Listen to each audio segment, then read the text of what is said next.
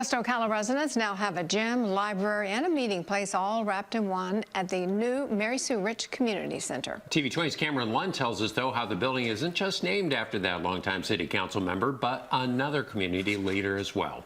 The west side of Ocala has its new crown jewel as the Mary Sue Rich Community Center at Reed Place opens.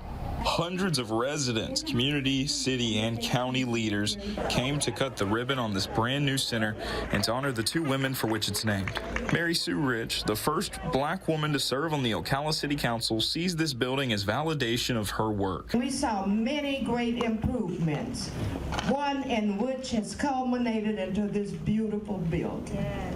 The more than 40,000 square foot center holds 2 basketball courts, multiple rooms for residents of all ages, and the newest Marion County Public Library. The city of Ocala provided $8 million to build the center and will be covering annual operating costs. The Marion County Hospital District is also spending more than $2 million on the site. I am honored to be here today. Just a little nobody trying to make somebody happy. Activist and community leader Ruth Reed was one of the major voices calling for the demolition of the Royal Oak charcoal plant, which was on this plot of land. Ocala Mayor Kent Gwynn credits Reed's perseverance as one of the reasons for the project.